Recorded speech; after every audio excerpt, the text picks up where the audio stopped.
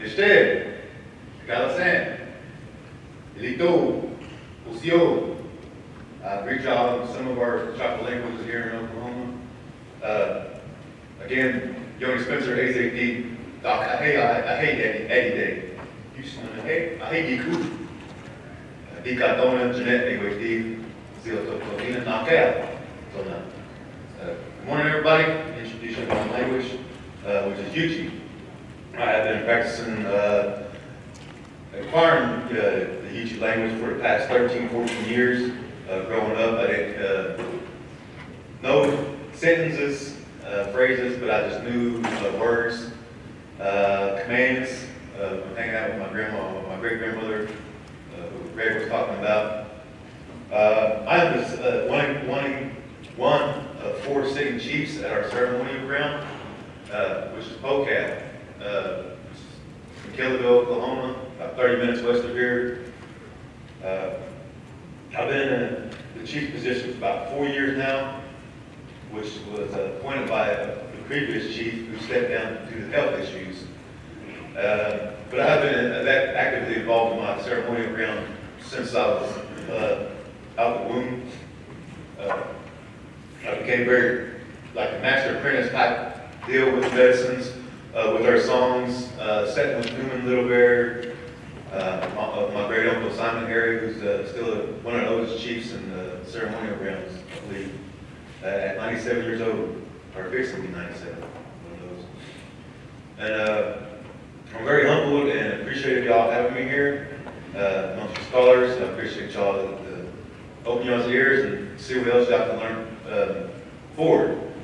And as well myself, I'm still learning our traditions about ways to when you fast, and the ways when you turn during a song, which ways it is. I'm still learning all this stuff. It's an everyday process. It's learning how to carry yourself. But my insight today is just a little small one about traditional law. To me, traditional law is not even a law. It's just a kind of set of a golden standard to treat each other how you want to be treated. Don't take more than you need in truth. Honor your father, honor your mother, brother, sister. That's just more or less values instead of laws. But this is what we carry out by our people every day walk of life.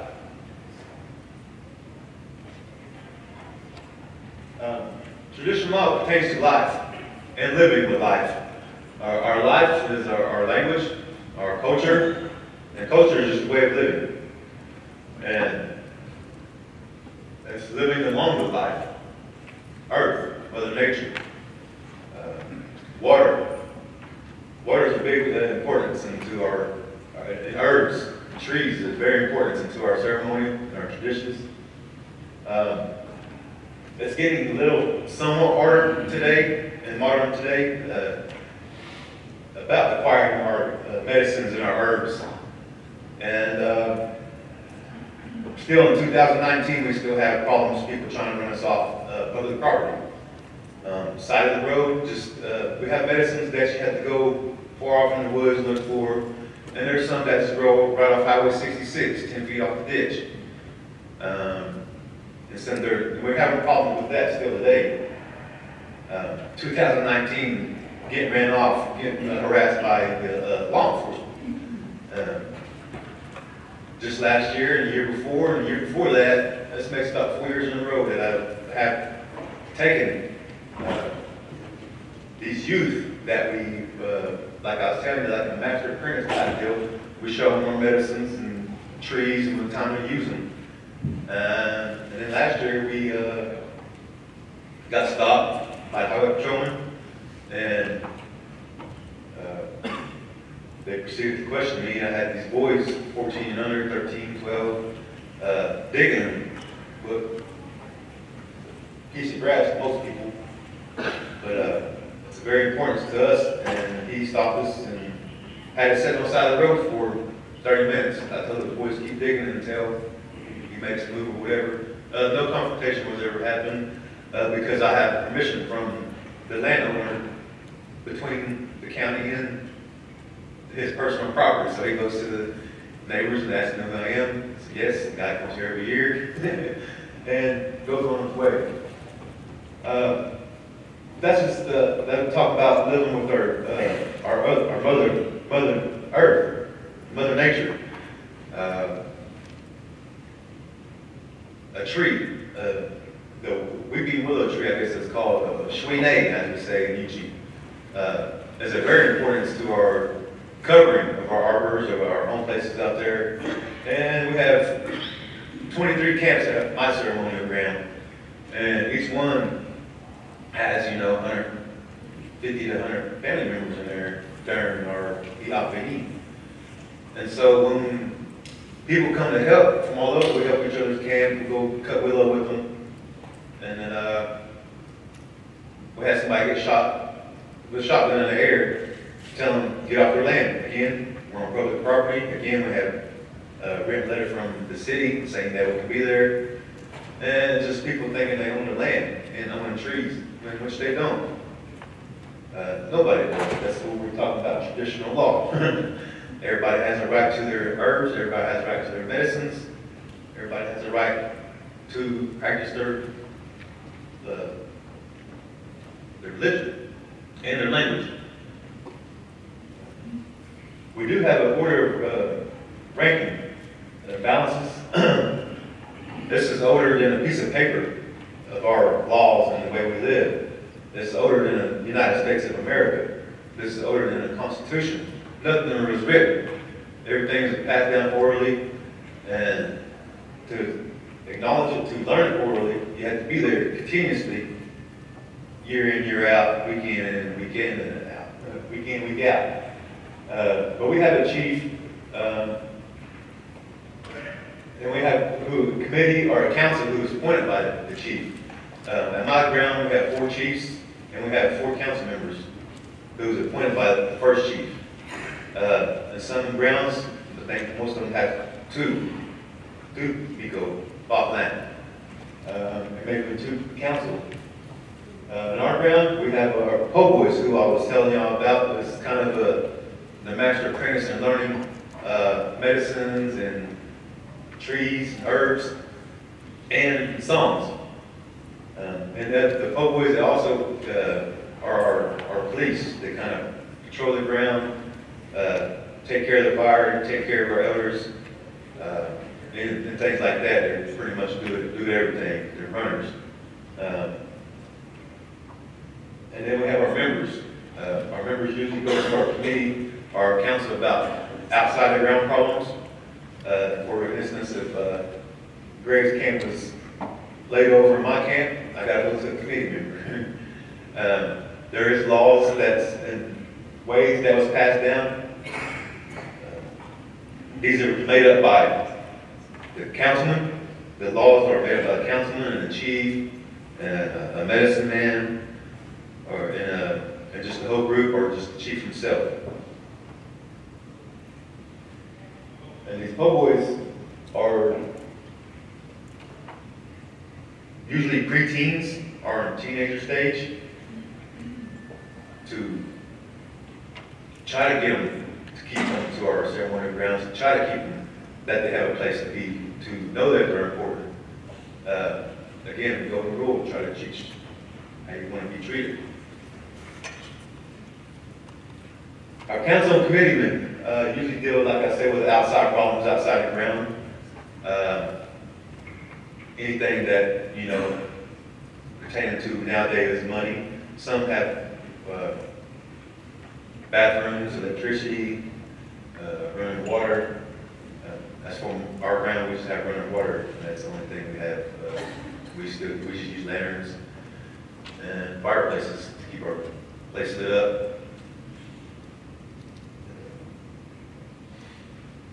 Our 4 chiefs are usually in order, just like it says. Our first chief is usually the one who's the higher up, and our second one usually fills in if it's not there. Usually runs our football game or something like that. Our third one, he kind of pretty much sees over, helps the other two make sure things are going along right. And our fourth one, he kind of oversees the younger ones, the boys. He makes everything that they're doing their job, make sure the fire's lit right, good, right, make sure there's no problem outside the square ground. All the members are happy. So in the fourth one, there's a lot that he's learning too. He's just kind of getting on the stage, preparing for the ranking one, I guess you could say. And that's where I had sat for a long time. I was after I left being a po-boy, I was a master apprentice type deal and learning our songs. One of our leaders, Newman Little Bear, had a heart attack. And so when he had a heart attack, there was not very many options of people learning the songs. We was kind of low in numbers, and at about 14 years old, me and a few of my brothers took it upon ourselves to learn these songs, and I carried those songs out for about 15 years until I got put into this position of fourth sitting chief, or third. I just got moved up that year.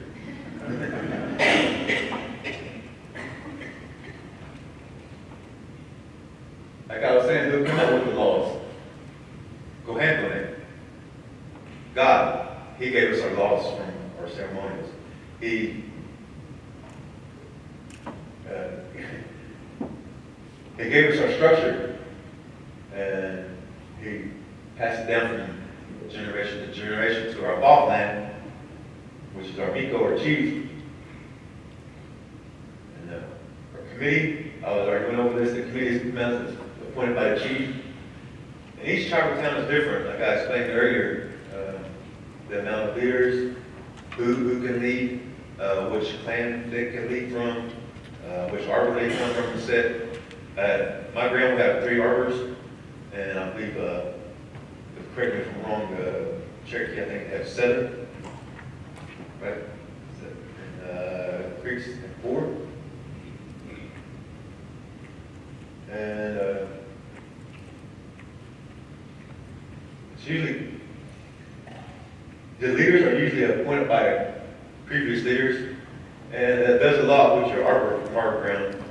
Certain people we can, like Greg was saying, our west arbors, our chief's arbor, and our east and west, our north and south arbors are our warriors arbor, we so called.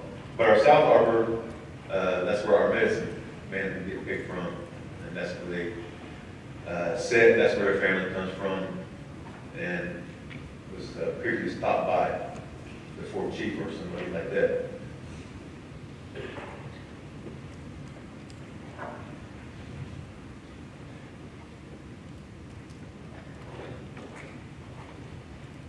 The authority is bigger. There's usually one that carried it out, like I was saying, our po-boys, tribal town, our tribal people, our women. Our women are a big part of our ceremonial ground too. Like Greg stated earlier, regarding matriarch society. So a lot of things go over with our women at the camps. Whatever goes at the camp, that's the woman's business. That's theirs. You try to go back there and mess around, you probably come back and burn grease in your face.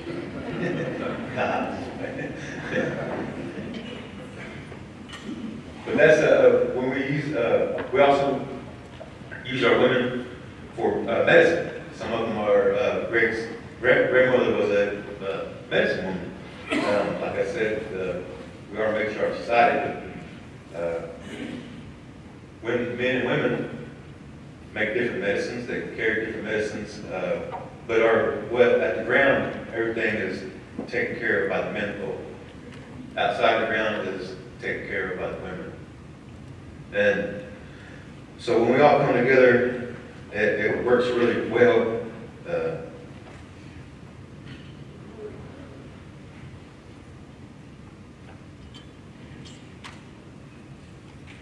And in our language, we are a language of isolate, the Yuchi language of isolate, which means there's no language family, like Choctaws and Muskogee. language is Muskogee language. Choctaw, Chickasaw is a Muskogee family language.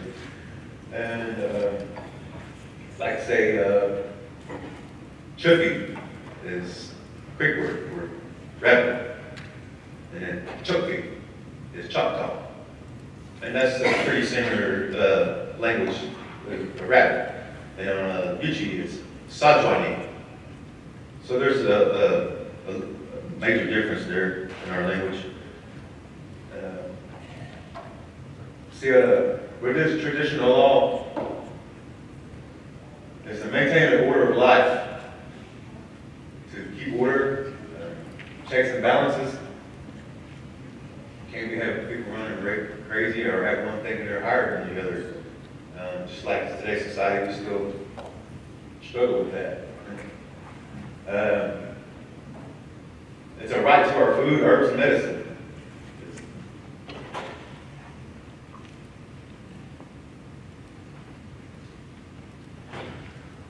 What I mean by that is, if we have a herb that I was needing, I think I should be able to have the right to pull on the side of the road and dig it up. If so, usually it's property owner standards, laws from local law, state government law. But we usually do get permission from our landowners that has the medicines or herbs on there that we go to. We have to do that to travel sometimes. And a right to our plants and trees, like I stated earlier, it's just a tree to some people, but it's a willow tree, and it's very important to our people that we use in our ceremonial life throughout the summer. And a right to speak our own language. No matter where you're at, I believe that's your own right. That's a God-given right. To speak your own language, to wherever you want to go, wherever you want to be who you are. And that's what language work is being who you are. You don't have to know your traditions. You don't have to know your church. You don't have to be a servant, but just know your language. That's a proudness that you give yourself and give your community. I've been working on language for, like I said, 14 years. We have produced about a dozen speakers over the past 10 years that I've been actively working. They're about my peers' age. I think the youngest one from my peers is 25. He acquired language probably within a year. That's really good. And thanks to the Muskogee Creek Nation Day, we have a YouTube language department under the Education and Training. Dr. Mr. Anderson. And we are located in Kellyville. We run a after-school program Monday through Friday from 2 to 5:30. We go over conversational language, not just CNA, colors, numbers, animals. We try to produce conversational speakers. And then in our summer, what we're about to pick up is about 30 kids. From about 30 to 36 kids we run in the summer for about 5 hours a day. I think it takes about 2,000 hours to acquire language, right? Yeah, it takes about that long, right? About that long? About 2,000 hours to acquire language. But with the Muskogee Creek Nation's backing, we're producing a lot more. We actually want to have a showcase in Kellyville to show our kids language learning next week in Kellyville. Most of our kids that attend the language school they attend ceremonial grounds except for about 6 or 7. But we do give them an insight of what traditions this is. As far as the arbors, as to where their family would sit, if they come up there, as to where they would go camp at, where the family where they camp, and things like that. But not all 36 kids attend our ceremonies, like I was saying, but we do give them an insight. And we try to give them a place to feel comfortable to speak language and to be themselves. This program's been going on for 5 years. It's been funded through Muskogee Creek Nation. I am the administrative assistant there also. I've been working on I work with these 6- and 7-year-old boys. In our language, we have a men and women's dialect, and a woman talks different from a man about a man, and our group of people. And also, we describe our language as descriptive, whether you're Yichi or not. So, if you're not Yichi, then you just belong with everybody else. Whether you're animal or not.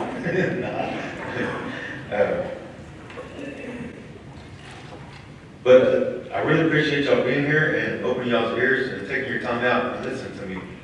I'm pretty nervous. I'm not used to talking English in front of people that understand me. If I say my language, I'll be all right. Just go on. Y'all know what I'm saying. Some of y'all. But I'm really honored and humbled to be here again. And it's an honor to sit here in front of y'all and give my talk and give my problems and perspective on our traditions. But I will take a few questions right now if anybody has any. I'm going to turn it over. Yes. You mentioned the right to medicine and herbs and all of that. Does your tribe have an opportunity to go back to like Georgia or Tennessee, maybe yearly to go gather stuff or meet on those lands that you used to? Yes, the Creek Nation does give us opportunity yearly to take a group back to Georgia, Tennessee area, and back and visit and not necessarily take herbs, I guess, but go back to the home place and visit and see what's all down there. Because a lot of the medicine that's still down there in Southeast was brought here in Oklahoma and it's spread out now. Anybody else? Yes. How many fluent Yoney speakers are left? And the second question, as far as my understanding is that there are Yoney language classes offered, I think it's in the pulpit. Yes. Can you give us information about that? Yes, there's also a Yoney language house in Sapulpa. That's a 501c3 nonprofit organization that holds classes for youth and adults also. I have worked with the Muskogee Creek Nation Yoney language department. It's just the same thing, working on language, trying to get our youth involved, trying to keep our language alive, trying to keep it revitalized. And on your first question, is actually we only have one first language speaker left, and that's a female, and our last male speaker left us in 2010. And she's my great aunt, who Greg was talking about, Maxine Barnett, who was just awarded, just received an award from the state of Oklahoma at her birthday party 2 weeks ago, when she just turned 96. And she's very surprised. She actually just came to our program yesterday and told stories to our youth that's from 6 to 10 years old. But yeah, she's very involved, and she's one of our first language speakers. But we do have about 15 that's conversational, pretty good, from ages 12 to 40. Thanks, Yoney, for the presentation. This question is both for you and maybe for Judge Bickler too. The tradition law that you talked about, so powerfully and clearly, I know for a lot of tribes it's all in the oral tradition. Yes. I do some work with the Navajo Nation, and they've actually written down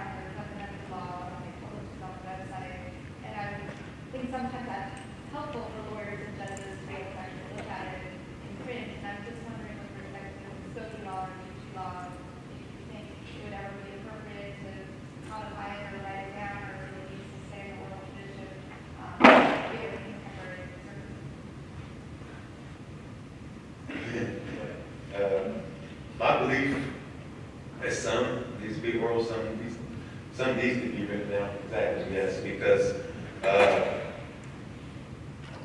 participation is getting low, I guess you would say, with my peers, but the younger generation is becoming more active, so we want to get the right acknowledgement to them, the right way, you know, and the right herbs and trees and things like that. So yeah, I think some of that should be written down. And but like I said, most of that orally is living it week in and week out. You know. Good question, thank you. All right, thank you all. Lance, that then we'll have Alexey come on. And I think that some of that's important, but as we've always been told, is you've got to be there to learn. And so there are some things that, as even Little Bear used to say, is that you can't understand unless you're there at 4 o'clock in the morning, your spirit is weak, and or your flesh is weak and spirit is strong. So both yes and no is the answer to that. So with that, we'll turn over to Alexey.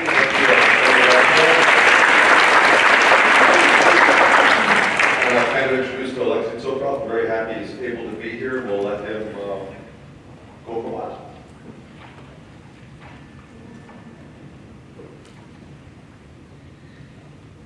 Terve teidät, hyvät rahvas, suuret passivat kutsusta. Minulla on ilo olla täällä tapaissa kantakansojen kielistä lykkyyttä onnia.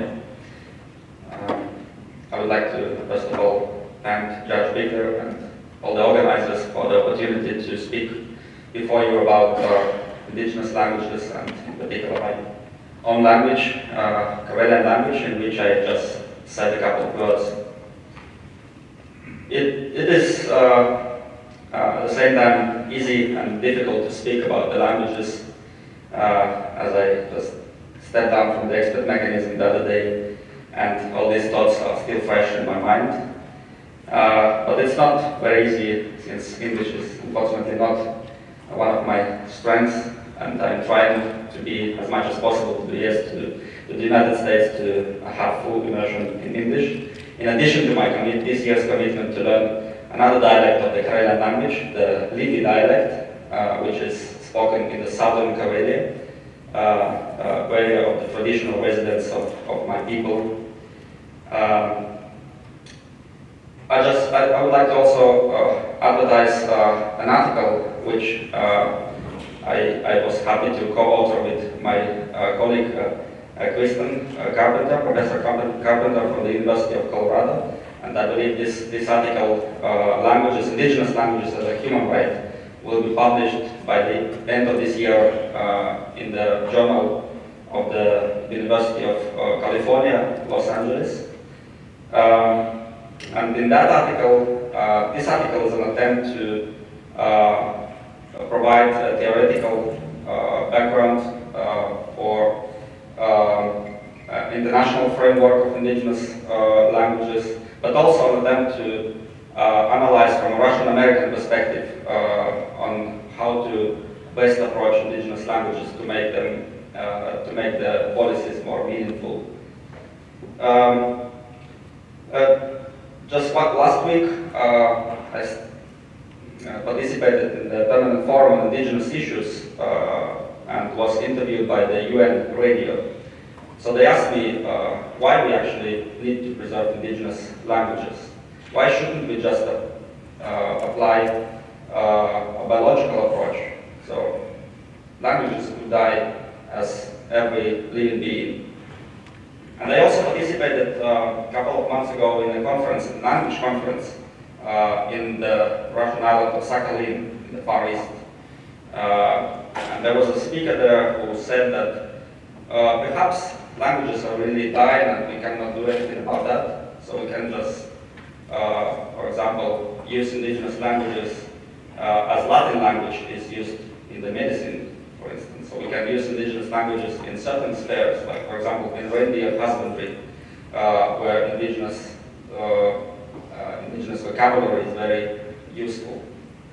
But I remember, because my training background is linguistics, and I studied Russian literature in particular, and indigenous literature in my region, and when we ask our students or teachers why we need to follow all these old rules of the Russian language, why we just cannot flow with the stream, why can't we just develop and accept those developments and how youth, for example, uses the Russian language. And the teachers said that yes, we can do that, but if we do that, so we will not be able to read the Russian literature, for example, the Russian classics from 19th century very soon. And we will forget all this wisdom, all this knowledge, and so on. And I think the same applies to indigenous languages, which are not only the languages themselves, but these languages keep so much knowledge. And I really liked how Yoney just put it, that languages are older than any piece of paper, and they maintain an order of life. So this is very important to understand. Yeah. This year is the International Year of Indigenous Languages proclaimed by the UN General Assembly, and somehow Karelians were anticipated this situation 5 years ago, and we had and celebrated our Karelian language here in our republic in 2013. And this is because the situation with the Karelian language is quite critical. According to the last census, we have 65,000 Karelians in the Russian Federation and some thousands in Finland too. But unfortunately, so in terms of language speakers, the situation is much worse. The census said that in Russia we have half of this population speaking speaking Karelian language, but I believe that this is not exactly it doesn't reflect the real situation, because in Russia somehow indigenous representatives believe that they would support indigenous languages by saying at census that they can speak this language, while they can speak only a couple of phrases or maybe a couple of words, because they believe that this language is genetically native for them. And the current situation in terms of legislation, I should say that Russia is not the worst country in terms of legislative framework for the languages. We have all the laws, federal law on the people's languages of the Russian Federation. We have the Russian Constitution, which provides all the constitutional guarantees and supports for indigenous peoples and indigenous languages in particular. We have the federal law on education, federal law on elections. We have the strategy on state ethnic policy till 2025. So all this legislative framework is quite advanced and developed to support indigenous languages. If we go just one level down to the subnational level, so we have different types of regions: republics, autonomous groups, regions, and so on. And my people, for example, lives in two types of regions. In the Republic of Karelia, first of all, the majority is there, 45,000, but the remaining is living in regions which don't have republican status, which means that they don't have constitutions which would guarantee the rights of those peoples. And also, in the republics we have more advanced legislation. We have constitutions, we have, for example, in my republic we have Republican law on state support for the Karelian, Dacian, and Finnish languages. We have the concept of ethnocultural education. We have a target program to support traditional areas of traditional residence of the Karelian and Dacian peoples. But other Karelians who live, for example, in their region, which is very close to the capital city, Moscow, so they don't have this kind of legislation there. And they cannot use this and refer to these laws. So the main thing they could refer to is the just cultural autonomy, which is very weak status in the Russian framework. So while drafting this article together with Professor Carpenter, we thought about all this, and it was a good chance for me also to analyze what kind of approaches Russia and Karelia provide for indigenous languages. First of all, it's a cultural approach because, and it is in full compliance with what UNESCO provides for indigenous languages. UNESCO has a policy of engaging with indigenous peoples, and in this policy it explicitly says that indigenous languages are part of the cultural heritage. Another approach, which is very unfortunate in the Russian conditions, is the national security approach. I will provide one good example of this approach later on in my presentation. But also, one more approach is a paternalistic approach, which means that Russian legislation, as I said, it's advanced, but on the other hand, it's over-regulated. It's too much, I think, regulations which don't preserve any room for actually flexibility in terms of use of indigenous languages. So this is what I promised to show a couple of examples. This is one example of a national security approach. So, United Nations Declaration on the Rights of Indigenous People says that indigenous people should be able to preserve and maintain and control their educational systems and scripts. In Russia, we have this federal law on people's languages, which says that all state languages in the republics should be based on Cyrillic script. And the Russian Constitutional Court approved this in its ruling by saying that it is right, and legislators did have right to put it this way, because we should preserve a common linguistic dimension in Russia, which should be based on the common alphabet in common script, which is Cyrillic, because Russian language is based on Cyrillic. And Karelian language, since Karelian is very close to Finnish, to Estonian, and its historical development has been in this kind of historical and cultural framework, together with all these other kindred people in the same area. That's why the language has been influenced by the Finnish language, for example, because when we started developing the language 30 years ago, we encountered the problem with the lack of vocabulary to actually reflect the contemporary terms, situations, phenomena, and so on. And many of the new vocabulary has been developed on basis of the Finnish language. And that's why we really needed this, to preserve these connections. And the Latin script, which was approved by the Karelian people, so it didn't allow us to make our language a state language in the Republic. And this struggle is still going on, and all the Karelian congresses have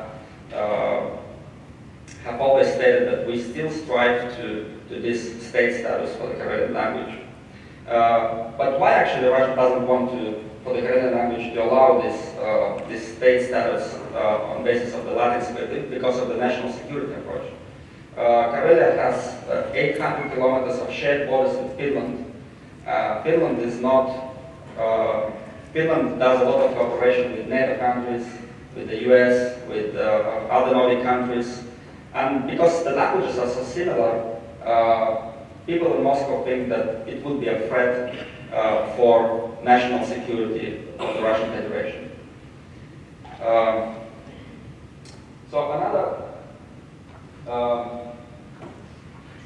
another example would be from the sphere of education, and Yoney just said that they have a huge language house in their community, and we also have a Karelian language house.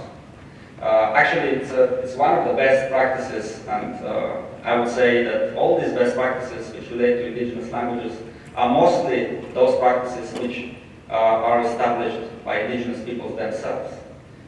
This is one of the good examples, and actually on that place there was another house, and the indigenous community decided to restore it somehow, but then they understood that this house is too old, so they just destroyed it and built a new house on that place, and it was a long process.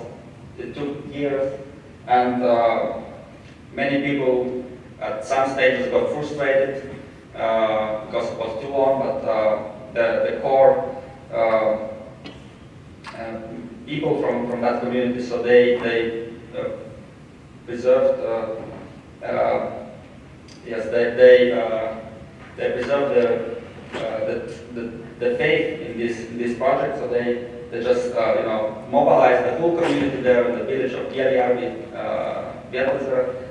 in Russian, and they accomplished this a couple of years ago. So this language is not only a physical space for indigenous community to speak the language, to share their thoughts, to exercise some, to perform some music, theater, but this is also an educational space. And 1 year ago they established the language nest in this house.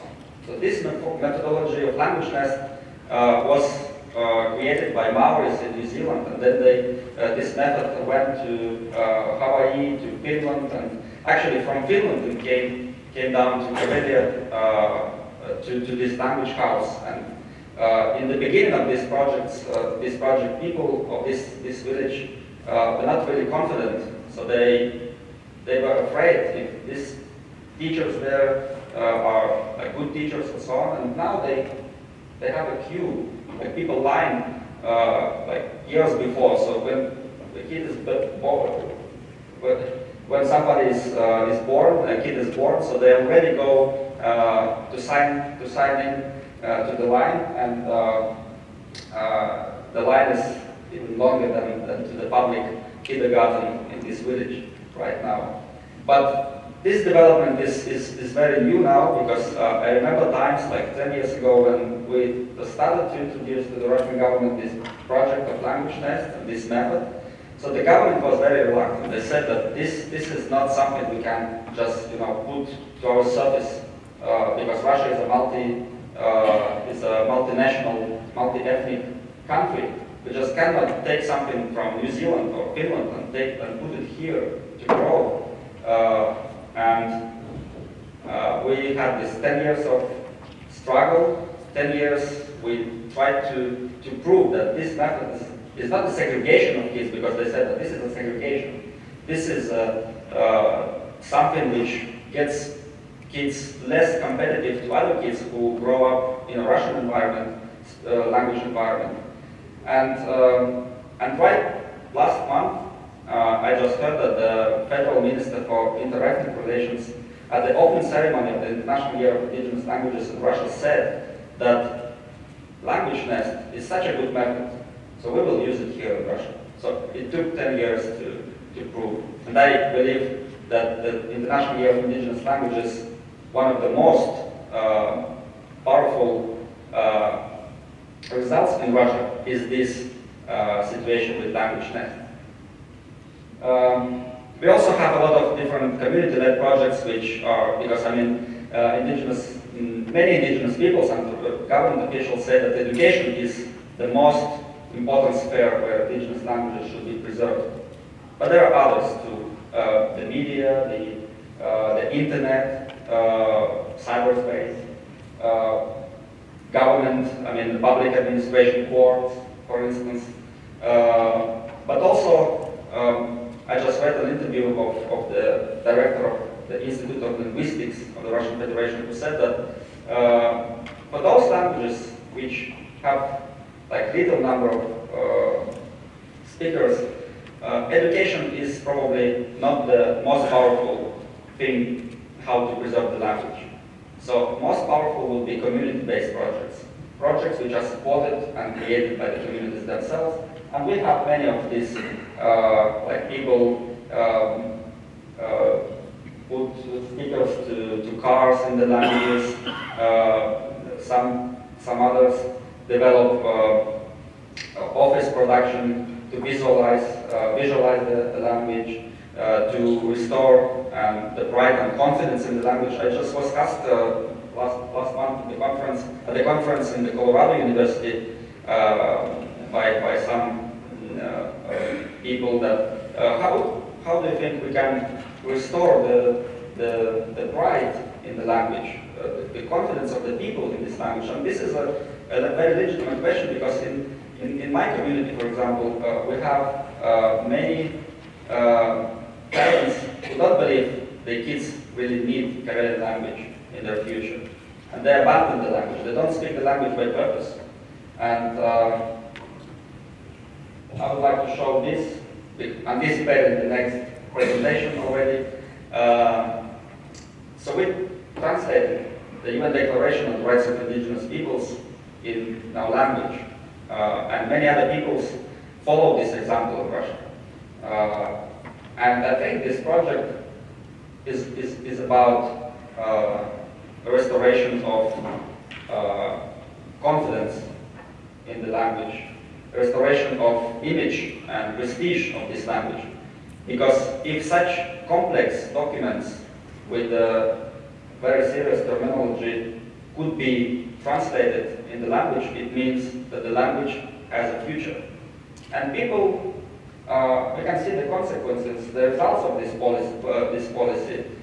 People now believe that really Karelian language has a future, because it's not only a language spoken in somebody's kitchen, it's a language that could be spoken in ports, in theaters, in the media, in the cyberspace, everywhere. This language can be used everywhere. So thank you very much, and I hope we will have discussion in the corridors and of this conference. Thank you.